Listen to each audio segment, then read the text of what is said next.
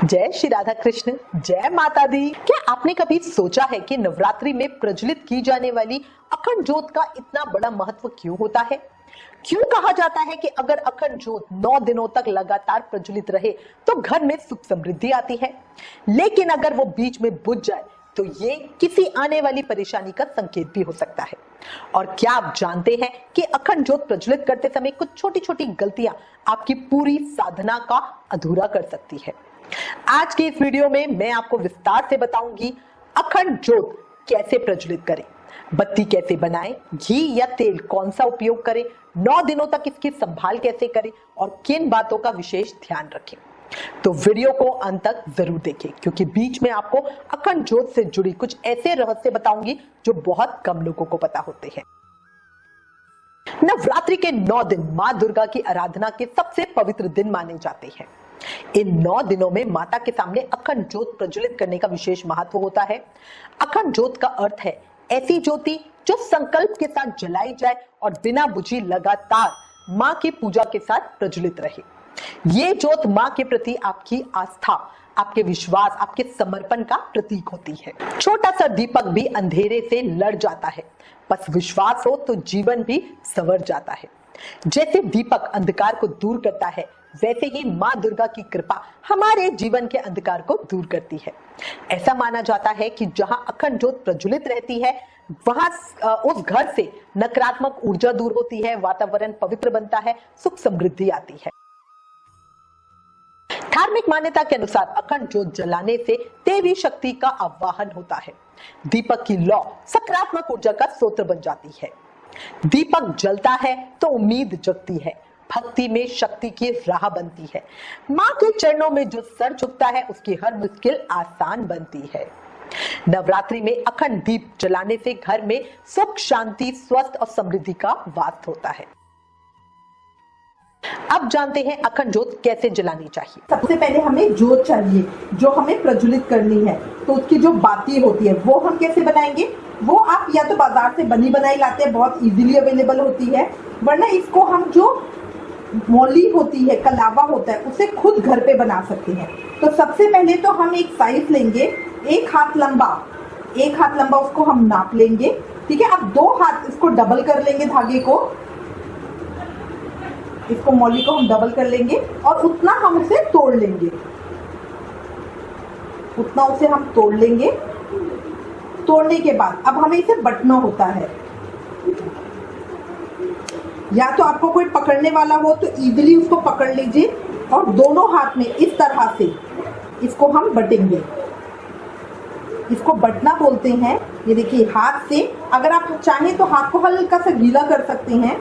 अब इसको एक बार और हम डबल कर लेंगे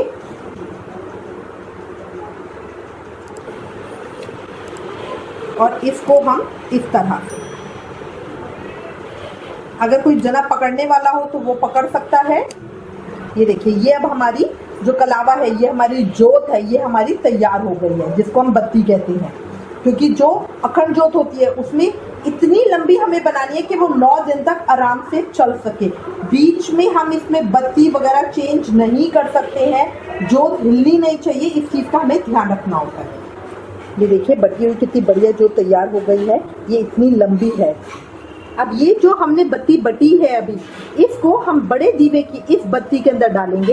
ये देखिए, ये छेद होता है, इसके अंदर से इसको धीरे से निकालिए, बहुत आराम से निकल जाती है और ये इस तरह से आ जाएगी। अब इसको सिक्योर करने के लिए गांठ लगाना सबसे अच्छा रहता है कि ये बाहर ना निकले।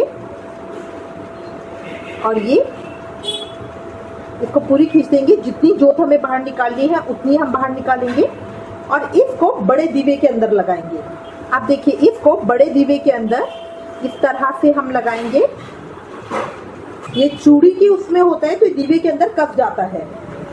अगर आपके पास ये बड़ा दीवा नहीं है तो आप छोटा भी यूज कर सकते हैं, बट जितना बड़ा दीवा होता है ना, उसमें फिर घी की परेशानी नहीं आती है। छोटा दीवा होगा तो उतनी घी का रहेगा कि बार बार घी डालना पड़ेगा। ये अखंड ज्योत है, घी कम नहीं होना चाहिए, ज्योत बुझनी नहीं चाहिए, इस चीज का हमें ध्यान रखना होता है। अब ये देखिए, इस तरह से आ गया। अब ज्योत को स्थापित करने की तैयारी करेंगे। अब हम सबसे पहले जो हमारा दीवा है इसके ऊपर कलावा बांधेंगे। जैसे मैंने आपको पहले भी बताया है, कलावा हमारा रक्षा सूत्र होता है, तो ये हमारी जोत की बिल्कुल रक्षा करता है और हमारी जोत पूरे 9 दिन माता को खुश करने के लिए बहुत अच्छे से जलती है।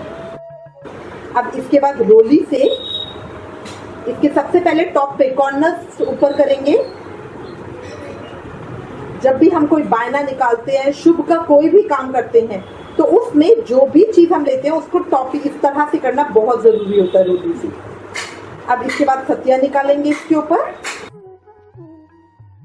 बढ़िया सा सुंदर सा सतिया निकालेंगे और पीछे की साइड पे ओम निकालेंगे।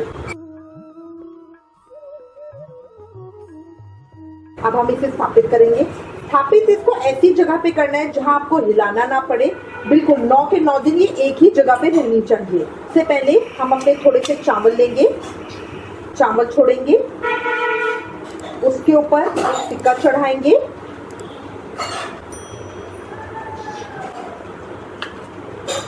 अब अपनी जोत को इस स्थान पे रखेंगे। कभी भी खाली जगह पे जोत को नहीं रखते हैं, आप यहाँ आटे से भी इसको पूर सकते हैं। अब इसमें घी भरेंगे, घी से इसे अच्छे से पूरा भर देंगे। आप तिल के तेल की भी जला सकते हैं, बट शुद्ध देसी घी की, गाय के घी की या घर के बने हुए घी की जलाना सबसे ज्यादा अच्छा रहता है। अब ये हमारी पूरी तैयारी हो गई है। दीपक की दिशा का भी विशेष महत्व होता है। अगर दीपक घी का है तो इसे मां के दाईं ओर रखें और अगर दीपक तेल का है तो इसे मां के बाईं ओर रखें। कोशिश करें दीपक ईशान कोण मतलब उत्तर पूर्व में हो। यह दिशा देवताओं की मानी जाती है। अखंड जोत प्रज्वलित करना एक तरह की तपस्या है। ऐसा नहीं कि दीपक जला दिया और काम खत्म। 9 दिनों तक इसकी पूरी देखभाल करनी होती है। ध्यान रखें घी या तेल खत्म ना हो, बत्ती समय समय पर ऊपर करती रहें, दीपक को हवा से बचाएं। इसके लिए आप दीपक को कांच की चिमनी से भी ढक सकते हैं। नवरात्रि में अखंड जोत जलाते समय कुछ नियमों का विशेष पालन करना जरूरी है। घर को खाली ना छोड़े, घर में ताला ना लगाए, कोई ना कोई सदस्य दीपक के पास रहे। ऐसा माना जाता है कि अखंड ज्योति के पास सकारात्मक ऊर्जा का वास होता है। अब एक महत्वपूर्ण बात, अगर अखंड ज्योत बिना कारण बुझ जाए तो इसे शुभ संकेत नहीं माना जाता। ये आने वाली किसी परेशानी का संकेत हो सकता है। ऐसी स्थिति में घबराए नहीं, मां दुर्गा से क्षमा मांगे और दशमी के दिन हवन करें। हवन में माता से प्रार्थना करें कि हमारी गलतियों को क्षमा करें और जिस भी दिन ज्योत बुझी है उसे दोबारा प्रज्वलित करें। ऐसा नहीं कि उसी समय दीपक को बुझ गई तो बुझा ही रहने दें, नहीं, अब दोबारा मां से क्षमा याचना करके अपने भविष्य के लिए प्रार्थना करके दोबारा प्रज्वलित करें। अखंड ज्योत प्रज्वलित करने से के कई लाभ बताए गए हैं। घर में सकारात्मक ऊर्जा बढ़ती है, नकारात्मक शक्तियां दूर होती हैं, मानसिक शांति मिलती है और परिवार में सुख समृद्धि आती है। और कहा जाता है जहां दीपक की लौ जलती है वहां मां दुर्गा की कृपा बरसती है। तो भक्तों, ये थी नवरात्र में अखंड ज्योत प्रज्वलित करने की संपूर्ण विधि और नियम। अगर सच्चे मन से माता की पूजा की जाए तो जीवन में सुख, शांति और समृद्धि अवश्य आती है। मां के दरबार में जो भी सर झुकाता है खाली हाथ वो कभी वापस नहीं जाता है। अगर आपको ये जानकारी अच्छी लगी तो वीडियो को लाइक करें, शेयर करें, चैनल को सब्सक्राइब करें। जय माता दी।